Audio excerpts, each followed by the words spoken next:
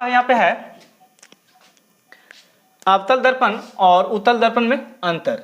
तो यहाँ पे लिख लीजिएगा आप लोग टॉपिक में अवतल दर्पण और उत्तल दर्पण में अंतर। तो हम यहाँ पे केवल लिख रहे हैं अंतर, ठीक है। अवतल और उत्तल दर्पण में अंतर, ठीक है। अवतल और उत्तल दर्पण में अंतर।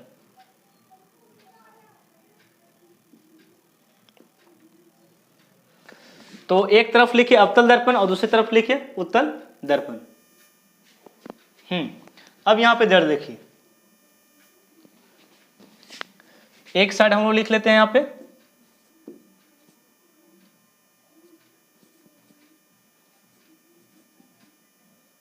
अवतल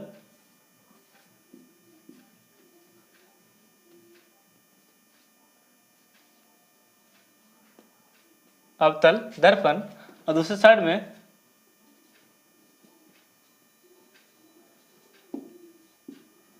उत्तल दर्पण, ठीक है। अब यहां पे पहला अंतर आप लोग इस प्रकार बीच में लाइन खींच देना, ठीक है। अंतर लिखेगा तो आप लोग बीच में इस प्रकार लाइन ड्रॉ कर देना अच्छे से, ठीक है। अब अंतर जरा देखिए, फर्स्ट अंतर लिखेगा इसका, इसमें जो प्रतिबिंब बनता है अवतल दर्पण में लिखना, इसमें प्रतिबिंब बनता है सीधा। क्या बनता है? हमेशा सीधा, कभी काल उल्टा हो जाता है लेकिन हमेशा क्या बनता है? सीधा। तो इसमें प्रतिबिंब क्या बनता है? सीधा लिख लेना। और इसमें जो प्रतिबिंब बनता है इसमें लिखना उल्टा, हमेशा क्या बनता है? उल्टा। ओके, तो पहला अंतर देख लिए, इसमें क्या लिखना है? इसमें प्रतिबिंब सीधा बनता है अवतल दर्पण में और इसमें क्या बनता है? उल्टा। दूसरा अंतर लिखना, इसमें अवतल दर्पण में अपवर्तक सतह उठा होता है। अपवर्तक सतह क्या होता है? अपवर्तक सतह उठा।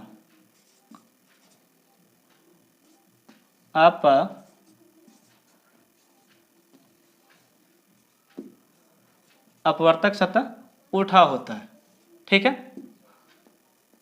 और इसमें लिखना दूसरा अंतर अपवर्तक सतह,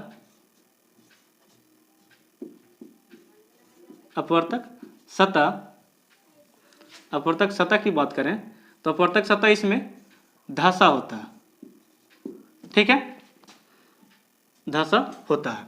तीसरा अंतर लिखना, तीसरा अंतर लिखेगा इस प्रकार, इसमें यानी कि अवतल दर्पण में प्रवर्तक सतह धसा होता है,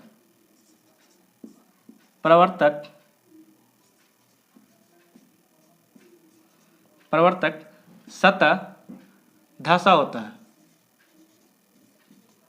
और इसमें लिखना उत्तल दर्पण में प्रवर्तक सतह उठा होता है,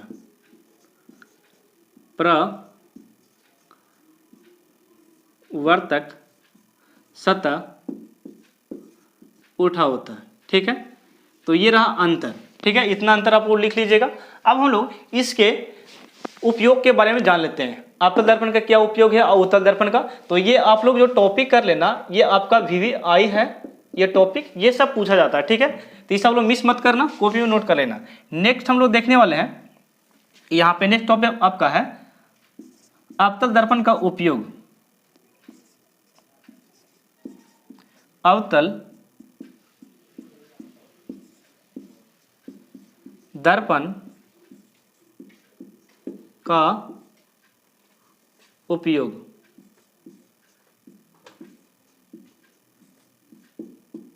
ओके।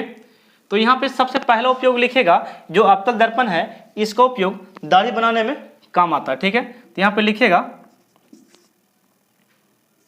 दाढ़ी बनाने में या हजामती में लिख सकते हैं, दाढ़ी बनाने में।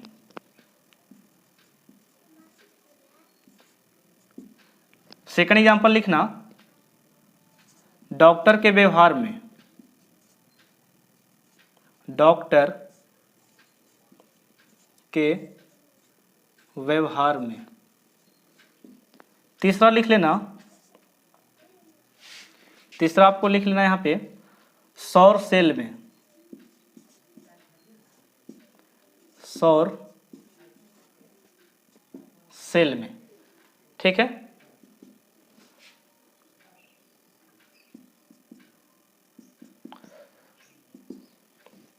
ये हो गया, और बाकी आप लोग बुक से लिख लेना। अब यहाँ पे एक टॉपिक और आपका है उत्तल दर्पण का उपयोग। उत्तल दर्पण का उपयोग, ठीक है। ये 3 मैंने यहाँ पे बताया आप लोग को, और भी बुक में है, ठीक है। तो 4-5 आप लोग नोट्स कर लेना, ठीक है ना। अब यहाँ पे देखिए, यहाँ पे एक ही हमको पता है इसलिए आप लोग को बता रहे हैं। तो यहाँ पे लिखेगा वाहनों के, यानी कि वाहनों के साइड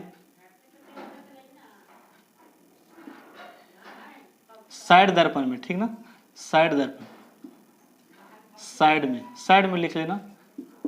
वाहनों को साइड में जो लगा होता है उसमें कौन सा दर्पण यूज होता है? उत्तल दर्पण, क्योंकि इसके द्वारा बहुत से दूर जो रहता है ऑब्जेक्ट आता है इसमें बड़ा करके दिखाता है, ठीक है।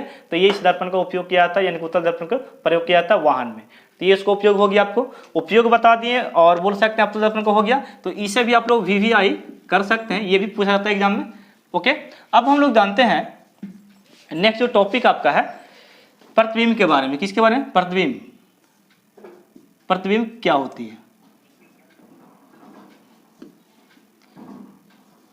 प्रतिबिंब, इसी को हम लोग इंग्लिश में इमेज कहते हैं। क्या कहते हैं? इमेज। इमेज। तो सबसे पहले इसके डिफिनेशन जरा देख लीजिए। डिफिनेशन आप लोग इस प्रकार लिखिएगा, किसी बिंदु स्रोत से आती प्रकाश की किरणें दर्पण से प्रवर्तन के बाद जिस बिंदु पर मिलती है उसे उस बिंदु का प्रतिबिंब कहा जाता है। तो ये मैंने डिफिनेशन अधूरा ही आप लोगों को बोला, मैं फिर से यहाँ पे रिपीट कर देता हूँ, दोनों तरीका से समझाने का आप लोग प्रयास करूंगा, ठीक है। तो डिफिनेशन आप लोग लिखिए फिर से, किसी बिंदु स्रोत से आती प्रकाश की किरणें दर्पण से प्रवर्तन के बाद जिस बिंदु पर मिलती है या जिस बिंदु से आती हुई मालूम पड़ती है या प्रतीत होती है उसे उस बिंदु का प्रतिबिंब यानी कि इमेज कहा जाता है। ये परिभाषा इतना लंबा चौड़ा था, इसे हम लोग 1 बाय 1 करके समझते हैं, ठीक है। अब यहाँ पे देखना, डिफिनेशन आप लोग को दे दिए, परिभाषा हो गया। इसके प्रकार में ही हम लोग यहाँ पे इसको तोड़ कर रख देंगे, यानी कि यहाँ पे 2-2 भाग में इसको करने वाले हैं। तो इसके पहले प्रकार को आप लोग पढ़ेगा इस प्रकार, पहला प्रकार जो है इसका यहाँ पे, हाँ इस प्रकार, ठीक है, यहाँ पे। तो पहला प्रकार इसका लिखिएगा आप लोग, वास्तविक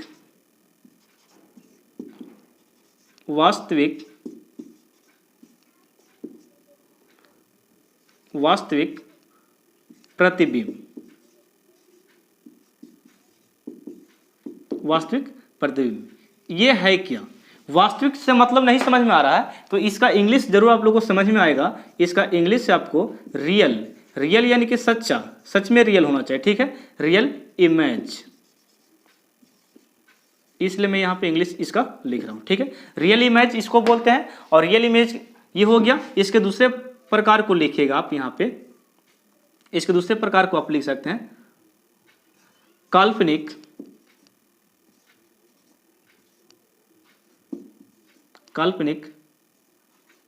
प्रतिबिंब। क्या लिखना? काल्पनिक प्रतिबिंब, काल्पनिक प्रतिबिंब, ओके। ये हो गया 2 प्रकार, इसको हम लोग बोलते हैं वर्चुअल इमेज।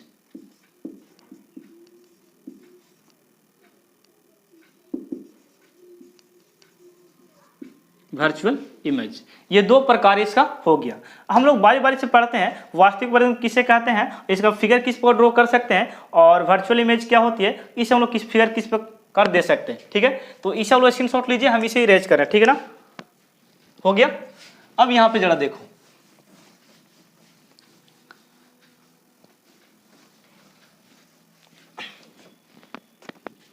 इसके पहले प्रकार को देख लेते हैं, रियल इमेज यानी कि वास्तविक प्रतिबिंब को।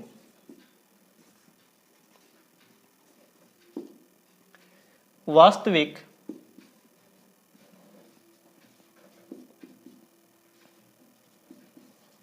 प्रतिबिंब, ओके, वास्तविक प्रतिबिंब किसे कहते हैं, यहां पे जरा देखना। तो वास्तविक प्रतिबिंब उसे बोल सकते हैं दोस्तों, यहाँ पे एक फिगर के द्वारा हम लोग अवतल दर्पण में देखने वाला है वास्तविक प्रतिबिंब को, ठीक ना। तो यहाँ पे देखिएगा, मान लो ये दर्पण है, ठीक है। अभी कौन सा दर्पण है आप लोग को पता चल जाएगा। ये हम लोग ड्रॉ कर दिए, इस प्रकार खींच दिए। अब यहाँ पे इसको हम इस प्रकार लाइनिंग कर दिए, ओके। तो ये लाइनिंग करने के बाद यहाँ पे जरा देखिए, यहाँ पे इस सतह को क्या नाम बोलते हैं हम लोग, अपवर्तक सतह बोलते हैं, जो कि मैंने आप लोग को समझाया। इसको क्या बोलते हैं, अपवर्तक सतह, अपवर्तक सतह, ठीक है। ये पहली वीडियो मैंने आप लोग को बताया था अपवर्तक सतह क्या होती है, पहली वीडियो का यही बोल सकते हैं कि इसी में आप लोग को समझाए थे दर्पण जब बांट रहे थे तब, ठीक है। इसी वीडियो आप लोग को है शुरू से अंत तक। तो ये अपवर्तक सतह आप लोग सीख गए, किसको बोलते हैं, जिसे प्रकाश का अपवर्तन नहीं करा जा सकता उसे अपवर्तक सतह कहते हैं, और जिसे प्रकाश का अपवर्तन करा जा सकता है उसे क्या बोलते हैं, प्रवर्तक सतह कहते हैं। तो ये आपको धासा वाला भाग क्या, प्रवर्तक सतह, जिससे प्रकाश का अपवर्तन हम लोग कराने वाले हैं, प्रवर्तक सतह, प्रवर्तक सतह, ओके। तो ये अपवर्तक समझ गए हम लोग। अब यहाँ पे जरा देखिएगा, इसमें एक हम लाइन इस प्रकार ड्रॉ करते हैं एकदम बीच बिंदु में, ठीक है। तो यहाँ पे ड्रॉ कर दिए। तो ये वाला भाग को, जो ये वाला बीच वाला पॉइंट है, अवतल दर्पण के मध्य बिंदु को पोल कहा जाता है। इंग्लिश में इसी को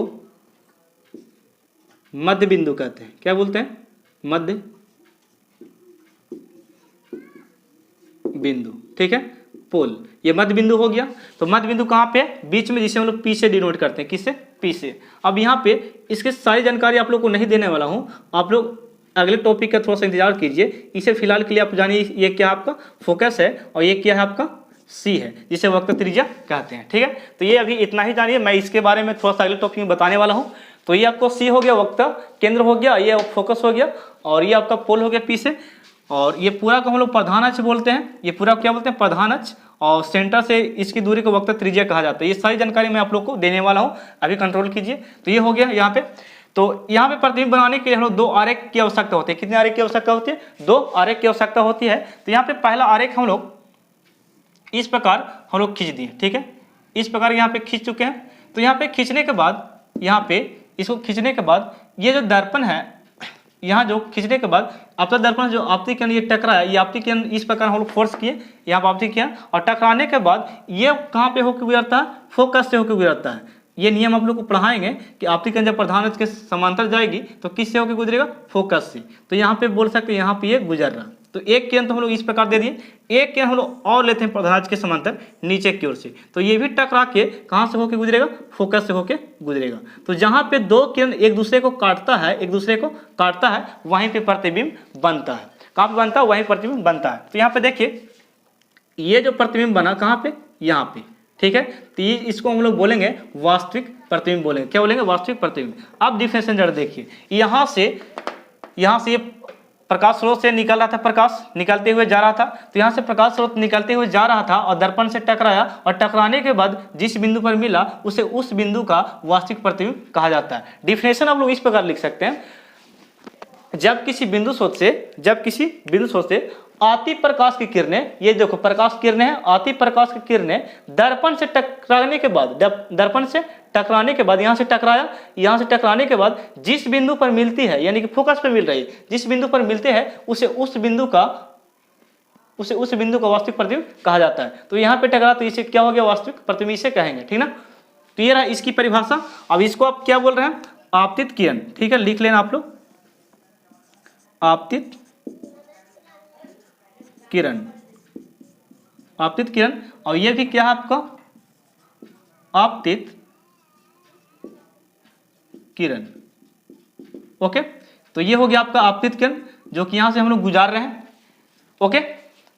अब ये फिगर हो गया किसका, इसका हो गया रियल इमेज का। अब आप लोग को बताते हैं काल्पनिक प्रतिबिंब के बारे में, उसे आप लोग स्क्रीनशॉट ले लो, हम इसे इरेज कर रहे हैं। अब ये टॉपिक आपका है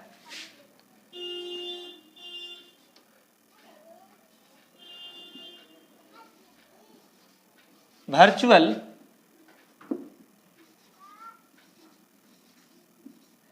इमेज ये है क्या, वर्चुअल इमेज किसे कहते हैं। तो यहाँ पे हम लोग उत्तल दर्पण में, अभी हम लोग अवतल दर्पण में देखें किसका प्रतिबिंब, वास्तविक प्रतिबिंब का अवतल दर्पण में देखें। तो ये जो दर्पण था, अभी यहाँ पे नाम देते हैं अवतल दर्पण, क्या था, अवतल दर्पण, ठीक ना। तो ये अवतल दर्पण था, और ये जो वर्चुअल इमेज प्राप्त करने वाला है, जिसे हम लोग आभासी प्रतिबिंब भी बोलते हैं हिंदी में, और काल्पनिक प्रतिबिंब भी बोला जाता है। तो यहाँ पे देखिएगा ड्रॉ कर रहे हैं क्या, ये दर्पण, ठीक ना। ये आपका दर्पण है। तो ये दर्पण है, ये कौन सा दर्पण अभी पता चलेगा। तो अंदर वाला भाग अगर धासा रहेगा, अंदर वाला भाग रंगा रहेगा, और ऊपर वाला भाग बोल सकते चिकना रहेगा, उठा वाला भाग, तो इसे नाम देंगे वर्चुअल इमेज, यानी कि जिसे हम लोग क्या बोलते हैं, काल्पनिक प्रतिबिंब कहा जाता है। तो ये रंगा वाला भाग को नाम दीजिएगा आप लोग, यहाँ पे नाम देना आप लोग को, रंग वाला भाग को, इसे बोलेंगे अपवर्तक सतह, यानी कि जिस सतह से प्रकाश का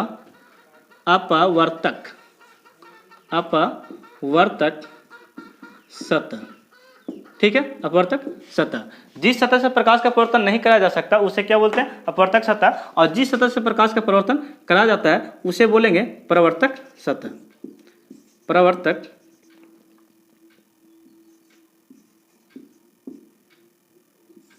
सतह। ये हो गया परावर्तक अपवर्तक, समझ गए।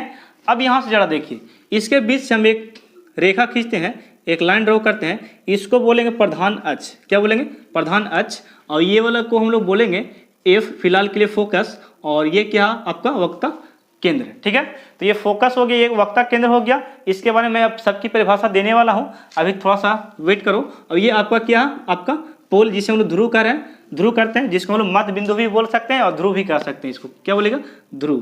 तो यहाँ पे ध्रुव भी नाम दे सकते हैं इसको, और इसे पोल भी इंग्लिश में कहा जाता है। अब यहाँ पे जरा देखिए, यहाँ पे हम लोग क्या किए थे, प्रधान अक्ष के समांतर, जो प्रधान अक्ष था, मुख्य जिसे बोल रहे थे, इसके समांतर आपतित किरण लेकर जा रहे थे। तो यहाँ पे ये जो प्रधान अक्ष है, जिसको हम लोग ये लाइन बोल रहे हैं, मुख्य अक्ष या प्रधान अक्ष, इसके समांतर हम लोग आपतित किरण देखो यहाँ से गुजार रहे हैं, ठीक है, इस प्रकार गुजार दिए। तो गुजार दिए यहाँ पे, तो ये किससे टकरा गया, तो ये टकराया है किससे, उत्तल दर्पण से। एक और किरण लेते हैं इस प्रकार, यहाँ से इस प्रकार ले लिए हम लोग, तो ये भी टकरा रहा किससे, उत्तल दर्पण से, और ये टकरा रहा, टकराने के बाद इस प्रकार ये परिवर्तित इस तरफ हो गया, इस तरफ गया था मुख्य अक्ष के समांतर, और जाने से ये इस प्रकार यहाँ पे रिफ्लेक्शन होकर वापस चला गया, प्रधान अक्ष के समांतर गया और ये वापस इस प्रकार चला आया। अब यहाँ पे सेम कंडीशन है, ये जो प्रधान अक्ष है ये भी इस प्रकार जा रहा है यहाँ पे इसके समांतर, और यहाँ पे ये टकरा कर सेम टू सेम ये वापस ऊपर की ओर लौट गया। तो यहाँ पे ये वाला जो किरण था इसे आपतित किरण बोलते हैं, और टकरा के जो जा रहा है उसे परिवर्तित किरण कहते हैं। ये जो जा रहा था आपतित किरण है, ये जो आ रहा है ये परिवर्तित किरण है। तो देख लिया आपतित किरण, परिवर्तित किरण आप लोग। अब यहाँ पे देखिएगा, ये जो किरण है यहाँ से जो इस प्रकार जा रहा है, लगता है कि ये जो है फोकस से होकर गुजर रहा है, किससे होकर गुजर रहा है, फोकस से, ये प्रतीत हो रहा, लगता है कि फोकस से होकर जा रहा है। तो इसमें बोलेंगे मालूम या प्रतीत, यानी किस तरीके से बोल सकते हैं, मालूम हो रहा है कि कहाँ से आ रहा है ये वाला किरण, ये जो परिवर्तित किरण कहाँ से होकर आ रहा है, लगता है कि यहाँ से हो रहा है, लेकिन एक्चुअली में तो टकरा के यहाँ से इस प्रकार रिफ्लेक्शन हो गया। लेकिन यहाँ पे थोड़ा सा हम लोग झूठे लेवल से हम लोग देख रहे हैं यहाँ पे कि आ रहा है कहाँ से, फोकस से। हम लोग थोड़ा सा सोच रहे हैं मन में कि लगता है कि फोकस से होकर ये जो किरण है कहाँ से निकल रहा है, फोकस से, लेकिन ऐसा में एक्चुअली में है नहीं। यहाँ ये टकरा, ये वापस चला है, ये भी लग रहा किरण, ये भी लग रहा कहाँ से, फोकस से आ रहा है, लेकिन ऐसा नहीं। यहाँ पे देख रहे हैं कि ये जो आया था इस प्रकार टकरा के वापस चल गया, लेकिन प्रतीत कहाँ पर से हो रहा कि फोकस से आ रही है। तो प्रतीत होने का मतलब यहाँ पे खाली जान रहे हैं, और मालूम होने का मतलब, और डिफिनेशन हम लोग इसे सीखने वाले हैं। तो यहाँ पे डिफिनेशन आप लोग जानेगा वर्चुअल इमेज का, जिसे हम लोग काल्पनिक प्रतिबिंब कहते हैं। तो काल्पनिक प्रतिबिंब इस प्रकार बोल सकते हैं, जब किसी बिंदु स्रोत से आती प्रकाश की किरणें, देखिए आ रहा है, आती प्रकाश की किरणें दर्पण से टकराने के बाद जिस बिंदु देखो बिंदु ये है, जिस बिंदु से आती हुई मालूम पड़ती है या आती हुई प्रतीत होती है, उसे उस बिंदु का वर्चुअल इमेज कहते हैं, यानी काल्पनिक प्रतिबिंब कहा जाता है। इसी को आभासी प्रतिबिंब कहा जाता है। मैं फिर से रिपीट कर रहा हूँ ये परिभाषा है, ठीक है। जब किसी बिंदु स्रोत से, ये बोल सकते कोई बिंदु स्रोत, यहाँ से प्रकाश जा रहा है इस प्रकार, ये भी कोई बिंदु स्रोत है, यहाँ से प्रकाश जा रहा है, ठीक है। तो ये हो गया आपतित किरण जा रहा है, क्या आपतित किरण। तो यहाँ पे देखिएगा जब किसी बिंदु से आती प्रकाश की किरणें दर्पण से टकराने के बाद, यहाँ पे टकरा गया, ठीक है, दर्पण से टकराने के बाद जिस बिंदु से ये बिंदु से फोकस से जिस बिंदु से आती हुई मालूम पड़ती है, लग रहा है कि यहाँ से आ रहा है, लग रहा है ना यहाँ से आ रहा है, लग रहा है कि यहाँ से निकल रहा है, तो जिस बिंदु से आती हुई मालूम पड़ती है या आती हुई प्रतीत होती है, उसे उस बिंदु का काल्पनिक प्रतिबिंब कहा जाता है। ये रही इसकी परिभाषा, मैंने दोनों को समझा दिया यहाँ पे, ठीक है। इसमें एक बात और, इसमें जो कंडीशन होता है तो इसके लिखिएगा वास्तविक प्रतिबिंब को, यहाँ पे थोड़ा सा नोट्स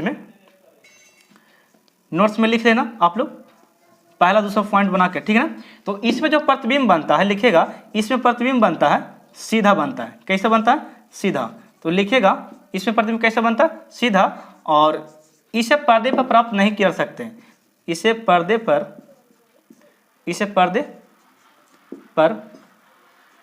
प्राप्त किया जा सकता है। हम उल्टा बोल रहे हैं, ठीक है ना। इसे पर्दे पर प्राप्त किया जा सकता है, इसे पर्दे प्राप्त किया जा सकता है। और इसका प्रतिबिंब कैसा बनता है? इसमें सीधा बनता है। तो ये नोट्स इसमें इंक्लूड कर देना, यानी कि ऐड कर देना, ठीक है। इसमें लिखेगा आप लोग इस प्रकार, इसमें लिखेगा नोट्स में, इसमें बोलेगा इसमें उल्टा प्रतिबिंब बनता है। क्या बनता है? उल्टा।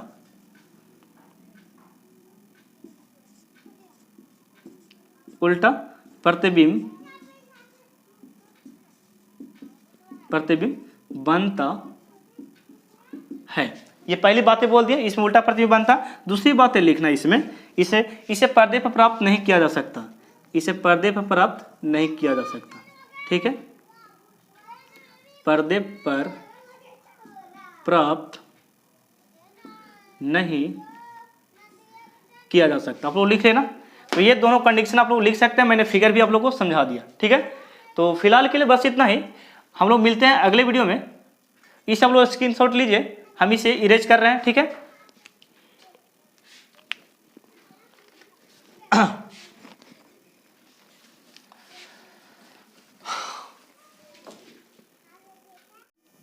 तो फ्रेंड्स अब हम लोग नेक्स्ट टॉपिक में चलते हैं। तो नेक्स्ट टॉपिक आपका कुछ सम इम्पोर्टेंट डिफिनेशन है, यानी कि सम इम्पोर्टेंट परिभाषा है, उसके बाद हम लोग 1 by 1 यहाँ पे डिफिनेशन द्वारा चलने वाले हैं, ठीक है। तो यहाँ पे आप लोग कॉपी में नोट्स करना स्टार्ट कीजिएगा। तो मैं फिगर के द्वारा ही यहाँ पे सबको बताने वाला हूँ। तो देखिएगा इस फिगर में हम लोग टोटल परिभाषा को हम लोग जान लेंगे, ठीक है ना। तो ये आपका फिगर है, ठीक है। और ये फिगर में हम लोग अवतल दर्पण की पहचान और उत्तल दर्पण की पहचान किस प्रकार करेंगे, यही सारी बातें हम लोग इस टॉपिक में देखने वाले, ठीक है। साथ ही साथ हम लोग इसमें जो डिफिनेशन बनेगा उसको भी हम लोग बारी बारी से यहाँ पे लिखने वाले हैं, ओके। तो ये हेडिंग आप लोग क्या लगाइएगा? हेडिंग यह लगाना आप लोगों को सम इम्पोर्टेंट डिफिनेशन, यानी कुछ महत्वपूर्ण परिभाषा, ओके। तो यहाँ पे परिभाषा हम लोग देने वाले सभी का, तो डिफिनेशन यहाँ पे लिख देते हैं परिभाषा, ठीक है। तो ये परिभाषा हम लोग यहाँ पे कुछ इंक्लूड करने वाले हैं, जानेगा, जो कि बहुत जरूरी है अगले टॉपिक के लिए। तो यहाँ पे देखिए दोस्तों, हम लोग इस प्रकार ये जो दर्पण लिए हैं, ये किसी खोखले गोले का भाग है। ये जो आईना है ये गोल है, और ये किसी खोखले गोले का भाग है, इसी को हम लोग गोली दर्पण कहते हैं। अब यहाँ से स्टार्ट करते हैं हम लोग पूरे अच्छे तरीके से। अब यहाँ पे जरा देखिए, यहाँ से हम लोग इस प्रकार ये वाला हिस्सा को क्या कर रहे हैं? रंग रहे हैं। क्या कर रहे हैं? कलर कर रहे हैं। तो इसे इस प्रकार कलर कर दिया गया है, बहुत ही अच्छा देखने में लगता है। अब देखिए यहाँ पे इस प्रकार कलर कर दिए।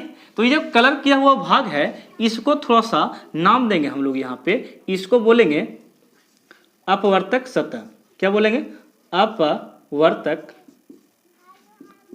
सतह, अपवर्तक सतह। तो सबसे पहले इसकी डिफिनेशन जरा देखिए। तो ये रंगा वाला भाग है, ये बिना रंगा हुआ भाग है। तो बताइए चेहरा हम लोग किस तरफ से देख सकते हैं? चेहरा इस तरफ से देखेंगे, चेहरा इस तरफ से देखेंगे, बताओ।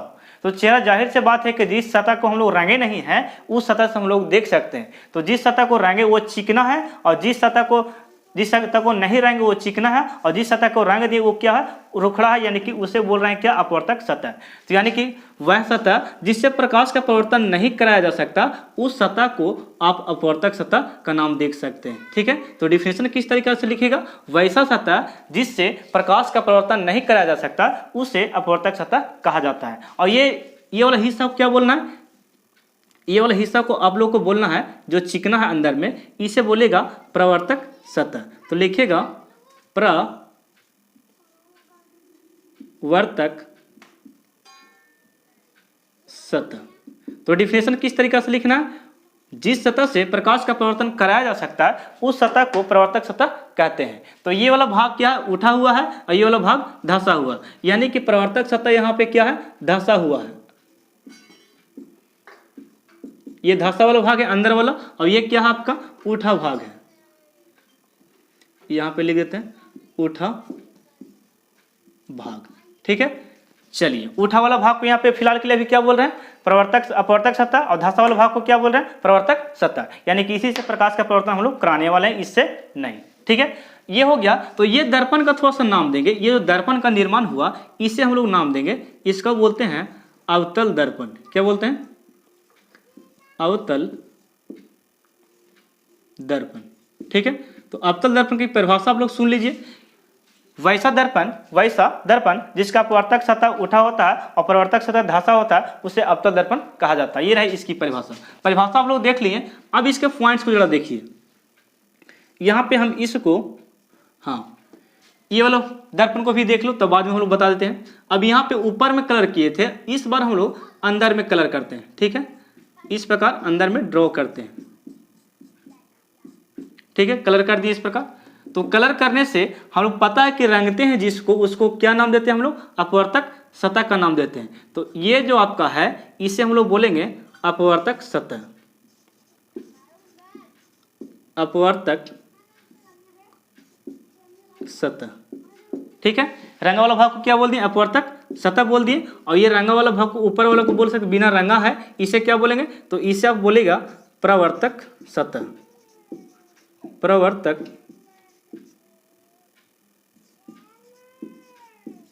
सतह। ये हो गया आपका प्रवर्तक सतह हो गया, और अंदर में जो रंग है उससे क्या हो गया, प्रवर्तक सतह। तो जान गए डिफिनेशन, यानी कि जिस सतह से प्रकाश का परावर्तन कराया जाता है उसे प्रवर्तक सतह कहते हैं, और जिस सतह से प्रकाश का परावर्तन नहीं कराया जा सकता उसे अपवर्तक सतह कहा जाता है। ये रही इसकी परिभाषा जो कि मैंने अभी यहाँ पे दिया। तो बताओ यहाँ पे कंडीशन यहाँ पे ये है कि यहाँ पे अपवर्तक सतह को उठा लिख रहे थे, उठा भाग, अपवर्तक सतह को धंसा लिख रहे थे। यहाँ पे क्या लिखेंगे, तो यहाँ पे लिख सकते हैं अपवर्तक सतह को, अपवर्तक सतह का नाम आप धंसा लिख सकते हैं, क्योंकि ये वाला जो अपवर्तक सतह है रंगे है जिसको, ये धंसा हुआ है, इसलिए आप धंसा भाग लिख सकते हैं, धंसा भाग। और ये वाला हिस्सा को क्या लिखेगा, उठा भाग। यहाँ पे नीचे लिख देते हैं। ठीक है, यहाँ ब्रैकेट में करके उठा भाग हो गया, समझ गए। तो ये जो दर्पण है, ये जो आपका दर्पण है, इसको नाम दीजिए, इसको आप नाम दीजिएगा उत्तल दर्पण, उत्तल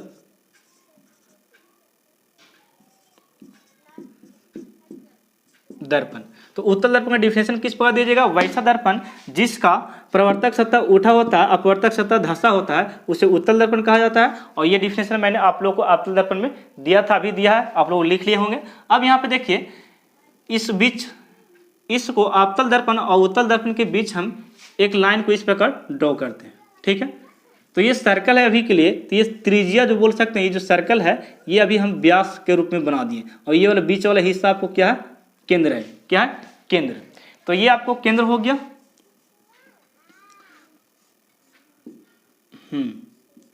ये आपका क्या हो गया, ये पूरा व्यास है, और ये वाला हिस्सा बीच वाला क्या, केंद्र है। तो आप जरा देखिएगा, यहां से यहां तक, यहां से यहां तक, ये जो है इसको क्या देंगे नाम, तो इसको आप त्रिज्या बोल सकते हैं। क्या बोलेगा, त्रिज्या, जिसे हम लोग मैथमेटिक्स में वृत्ति में पढ़े होंगे, रेडियस कहते हैं। क्या कहते हैं, रेडियस। तो ये आपका त्रिज्या है। क्या है, त्रिज्या। तो इसको आप लोग वक्र रेखा की ओर है तो इसको वक्रता त्रिज्या नाम देना। क्या देना है, त्रिज्या, वक्रता त्रिज्या, वक्रता त्रिज्या। ये हो गया, यानी कि यहां से O से लेकर यहां तक A तक मान लेते हैं, O से A की दूरी को हम लोग क्या बोल रहे हैं, वक्रता त्रिज्या को। और इसी को एक और नाम से हम लोग यहाँ पे जानेंगे, यहां से लेकर यहां तक, इसको बोलेंगे प्रधान अक्ष। क्या बोलना है, प्रधान अक्ष, प्रधान अक्ष। ओके, यानी कि यहाँ से परिधि से, यानी कि वृत्त की परिधि से, सर्कल से यहाँ से जो रेखा मिला रहा है सेंटर तक, उसको प्रधान अक्ष, और इसी को मुख्य अक्ष के नाम से जानते हैं, मुख्य अक्ष। ठीक है, प्रिंसिपल एक्सिस ये हो गया, प्रधान अक्ष, मुख्य अक्ष हो गया। अब यहाँ पे जरा देखिए इसकी डिफिनेशन थोड़ा सा जान लेते हैं। तो लिखिएगा केंद्र से ध्रुव को, ये इसको क्या बोल रहे हैं, ध्रुव, इसको थोड़ा सा नाम दे रहे हैं, ठीक है। ये आपको ध्रुव है, ध्रुव है, इसी को हम लोग क्या बोलते हैं, पोल कहते हैं। इस शॉर्ट में पी से आप लोग लिख सकते हैं। तो ये प्रूव, यानी कि ध्रुव से केंद्र को मिलाने वाली रेखा को मुख्य अक्ष या प्रधान अक्ष कहा जाता है, ठीक है। और वक्र त्रिज्या भी इसी को बोल सकते हैं, प्रधान अक्ष को, सेम टू सेम। नहीं, वक्र त्रिज्या यहाँ तक नहीं बोलेगा, लेकिन यहाँ से हम लोग यहाँ पे केवल रेडियस का नाम दे रहे हैं, लेकिन यहाँ पे थोड़ी दूर के सेंटर से यहाँ से लेंगे, सेंटर से अगर लेंगे तो ये आपका हो गया वक्रता त्रिज्या, ठीक है। तो ये आपको सेंटर पॉइंट हो गया। तो सेंटर पॉइंट से यहाँ तक ए से मिलाने वाली रेखा को क्या बोलते हैं, वक्र त्रिज्या कहते हैं। और यहाँ पे बोल सकते हैं, इसी को एक और नाम से जानते हैं, प्रधान अक्ष के नाम से जानते हैं। और अवतल दर्पण के मध्य बिंदु को क्या कहा जाता है, ध्रुव कहा जाता है। इसी को क्या बोलते हैं, पोल। तो सेम कंडीशन जो यहाँ पर ही है वही यहाँ पर होने वाला है। तो इसको भी हम लोग क्या नाम देंगे, यहाँ पे इसको ध्रुव बोलेंगे। क्या बोलेंगे, ध्रुव। यानी कि उत्तल दर्पण के मध्य बिंदु को ध्रुव कहते हैं, जिसे इंग्लिश में पोल कहा जाता है। और इसे पी से डिनोट करते हैं। ये रही इसकी बात। और यहाँ पे थोड़ा सा देखना, यहाँ पे दो टॉपिक और रहता है। एक यहाँ पे देखिए, एक आपका हो गया एफ बीच में, ये वाला क्या हो गया, एफ। तो इसको आप फोकस दूरी बोलिएगा। क्या बोलिएगा, फोकस। फोकस दूरी नहीं बोलना, फोकस बोलना। तो इसको, ये एफ जो है, इसको निकाल कर यहाँ पे लिख देते हैं। इसको आप फोकस कह सकते हैं, फोकस।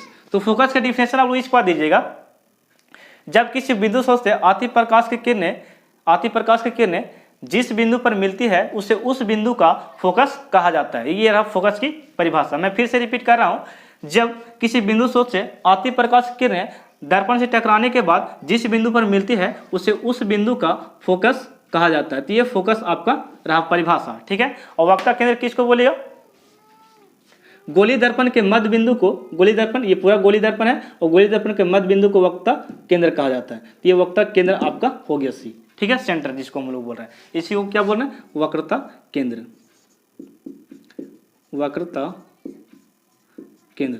गोली दर्पण के मध्य बिंदु को वक्ता केंद्र कहते हैं। ये रहा इसकी परिभाषा, आप लोग लिख लीजिएगा। और इस फोकस का मैंने दे दिया। एक और बच गया यहाँ पे, जरा देखिए, यहाँ से बोल सकते ये पी है आपका, क्या, ये पी, जिसे हम लोग पोल कह रहे हैं। तो ये पी जो है, पी यानी कि ध्रुव, एफ यानी कि फोकस, इसके बीच की दूरी यहाँ से लेकर यहाँ तक, यानी कि यहाँ से लेकर यहाँ तक, यानी कि इसको हम लोग स्मॉल एफ से लिख रहे हैं। किससे लिख रहे हैं, स्मॉल एफ से लिख रहे हैं। तो ये स्मॉल एफ से लिख रहे हैं, यानी फोकस ये रहा और पी ये रहा। पी और फोकस के बीच की दूरी को, यानी कि पी और फोकस के बीच की दूरी को फोकस दूरी कहा जाता है। तो इसको आप लोग लिखेगा, इसे क्या नाम दे रहे हैं, फोकस दूरी। तो यहाँ पर लिखना फोकस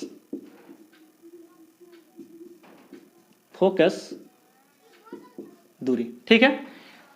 डिफिनेशन आप लोगों को सब पता हो गया किस तरीके से दिए हैं। तो ये सारा डिफिनेशन आप लोग टॉपिक वाइज बनाकर लिखेगा। तो पहला टॉपिक आप लोग बना सकते हैं प्रवर्तक सतह। मैं यहाँ पे टॉपिक बनाता हूँ, ठीक है ना।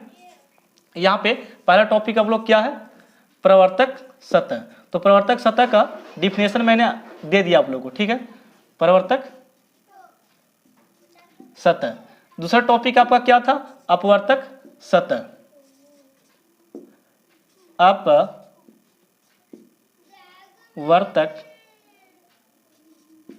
सतह, ठीक है, अपवर्तक सतह हो गया। और तीसरा टॉपिक आप लोग लिख सकते हैं, प्रवर्तक हो गया, अपवर्तक हो गया, वक्रता केंद्र लिख लो, वक्रता केंद्र। इसका भी मैंने डिफिनेशन आप लोग को बता दिया। नेक्स्ट आप लोग लिख सकते हैं यहाँ पे वक्रता त्रिज्या, वक्रता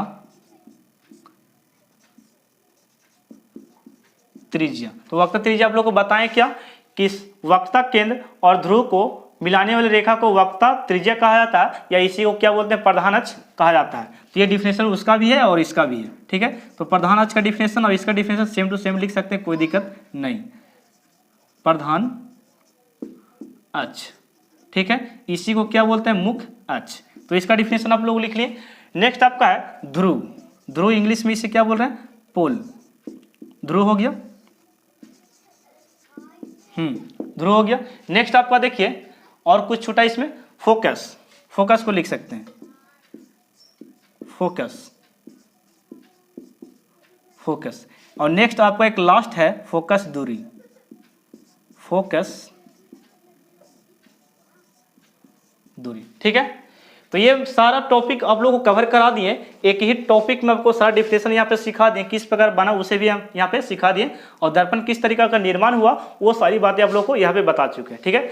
तो अगर आप लोग को वीडियो अच्छा लगा हो तो लाइक कर सकते हैं, कमेंट कर सकते हैं और शेयर करना मत भूलिएगा। तो थैंक्स फॉर वॉचिंग, मिलते हैं हम लोग अगले वीडियो में। ये वीडियो काफ़ी लंबा हो चुका है, तो अगले वीडियो में आप लोग को सिखाएंगे हम इसके आरेख के बारे में, इसके बनावट के बारे में, अवतल दर्पण के आरेख के बारे में, इसको प्रतिबिंब किस प्रकार बनता है, ये सारी बातें आप लोग को मैं आगे बताने वाला हूँ। तो फिलहाल के लिए बस इतना ही। आप लोग चैनल को शेयर कर देना और सब्सक्राइब कर देना, ताकि आप लोग को यहाँ पे जो भी मैं वीडियो अपलोड करूँ आप लोग को नोटिफिकेशन प्राप्त हो, आप लोग वीडियो को देख सके, ठीक है। तो थैंक्स फॉर वॉचिंग, वीडियो देखने के लिए। फिलहाल के लिए आप लोग स्क्रीनशॉट ले लीजिए।